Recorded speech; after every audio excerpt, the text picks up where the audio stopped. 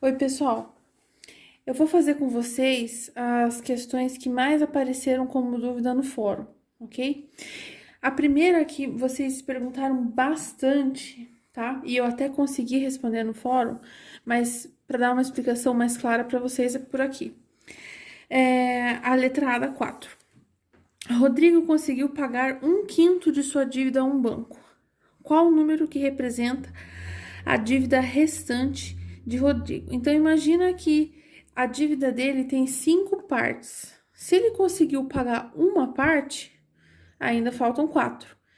E como são partes de um total de 5, a gente chama de quintos essas partes. Então, ele pagou 1/5, vai ficar ainda devendo 4/5, tá? É uma questão que parece complicada, mas na verdade ela é bem tranquila. Outra questão que me perguntaram bastante também é a letra B. Um mergulhador sai de um submarino a 57 metros de profundidade e sobe 48,75 metros, tá? Ele foi do 57 até o 48. E tudo isso é de profundidade, então ele ainda está nos números negativos todo esse tempo, tá? Que valor representa a posição do mergulhador até a superfície? Então, assim, se você considerar que a superfície é zero, tá? Porque acima da superfície estariam os positivos, abaixo estariam os negativos. Se você considerar que a superfície é zero, você tem ainda menos 8,25, é o que representa a posição do mergulhador até a superfície, tá? Na letra C, Laura foi ao supermercado com R$ 100 e gastou R$ 89,75. Essa questão é bem fácil, uma conta de menos. Nem é matéria de sétimo ano isso. Mas teve gente que me perguntou, talvez porque o exercício pareceu muito fácil aqui no meio desses todos, né? E aí brota aquela duvidazinha. Mas sim, gente, é só fazer uma conta de subtração mesmo, tá? Esses exercícios, gente, eles eram para treino, certo? E eles também eram de uma semana que não tivemos avaliação pelo portal online da escola, certo? A partir da semana do dia 6, a gente vai ter avaliações, mas não serão avaliações do livro. Questões do livro serão avaliações que eu vou enviar para vocês. Perguntaram bastante também sobre esse exercício da página 112, não tá aparecendo aqui no cantinho, mas é a página 112, esse exercício que não tem número ali. Era só um tópico, né, dessa página. Para treinar, escreva os números abaixo na forma de fração irredutível.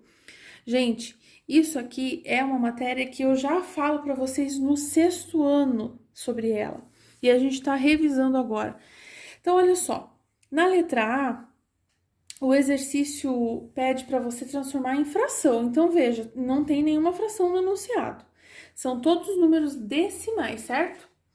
Então, veja bem. Você tem aqui uma casa decimal depois da vírgula, tá? Que é o número 3.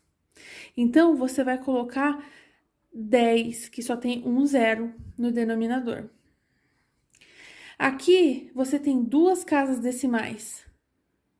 Então, você vai colocar 2 zeros. Uma casa decimal.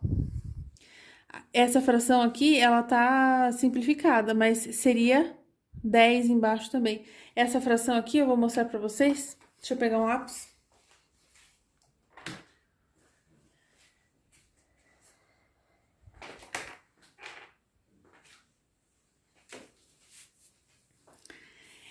Originalmente, ela seria 124 sobre 10. O que acontece é que essa fração foi simplificada para chegar nessa aqui, certo? Então, a resposta ali já está simplificada, mas a regra é a mesma. Mesma coisa aqui. Essa porcentagem era 5 sobre 100, ok? 5 sobre 100 simplificado dá 1 sobre 20. Simplificou pelo quê aqui para voltar nessa fração? Dividiu em cima e embaixo por 5. E aqui? Dividiu em cima e embaixo por 2, ok? E era assim que você faria. Então, todas essas aqui, ó, que você tem... Bom, essa aqui era a mais fácil de todas, porque um número sempre tem um embaixo escondido, né? Agora, a letra F... a letra G, a letra C, a letra D, que não aparece 10, 100 ou 1000 na parte de baixo da fração, no denominador, é porque foi feito assim e foi simplificado depois, ok? Aí cabe a você perceber pelo que foi feita a simplificação da letra F foi por 2. Aqui como é que ficaria? 3.892 por 1, 2, 3, 1, 2, 3, 1000, então, certo?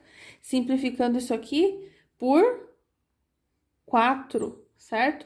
Eu teria essa fração aqui. Então, assim, resumidamente, você escreve o número sem vírgula e embaixo você coloca a mesma quantidade de zeros que você tinha de casas decimais. É importante lembrar aqui que o número sem vírgula, às vezes, você acaba excluindo zeros também, né? Como aconteceu aqui. E também muito importante lembrar que quando você fala de casas decimais, a gente está falando apenas de casas depois da vírgula, tá? Isso é muito importante. Quando fala de casa decimal, você não vai contar o número que tem antes da vírgula, tá? Por exemplo, aqui na letra C tem 2 antes da vírgula, não conta. Conta só uma casa decimal, por isso que eu coloquei 10 aqui. Beleza, gente? Outra dúvida que tinha bastante também no fórum era sobre essa página, sobre os conjuntos e subconjuntos, tá? Então, vamos pensar o seguinte, um subconjunto, ele é, na verdade, uma parte, certo? De um conjunto. Então, veja, o conjunto dos naturais começa do zero e vai até o infinito. A gente conversa bastante sobre isso em sala de aula. Quem presta atenção nas minhas aulas vai lembrar disso. Os números naturais são aqueles que a gente usa para contar, certo? Então, se você não tem nada na mão, você tem 0 coisas. Se você tem um lápis na mão, você tem uma. Se você tem 2, 2, e assim vai. É bem simples, é os números que a gente usa para contar mesmo. Se você pega uma parte desse conjunto, então, por exemplo, os pares, você pegou um subconjunto desse aqui. Os ímpares, outro subconjunto desse aqui. Se você simplesmente tira um número desse conjunto, por exemplo, o 0, você já tem também um subconjunto, que foi o que o livro deu de exemplo aqui, ó. N com esse asterisquinho aqui, ó, significa que tirou o 0 do conjunto. Então, já não é mais o conjunto, é um subconjunto. É só uma parte do conjunto, tá? Ele tá falando disso aqui nesse quadro verde grandão. Aí, ele fala dos conjuntos dos números inteiros. Quem são os inteiros? São os naturais, ó. Ó eles aqui, ó. 0, 1, 2, 3, 4, infinito. Mas antes do 0 também temos números, os números negativos, que foi o que a gente aprendeu esse ano com bastante calma no começo do bimestre, certo?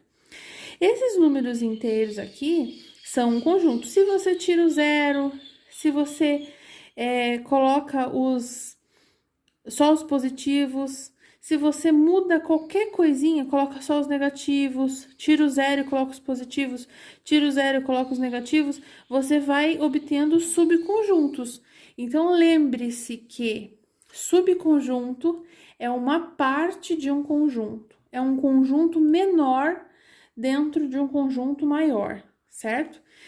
Esses símbolos todos aqui, ó, tá explicado depois das flechinhas vermelhas o que exatamente é, certo?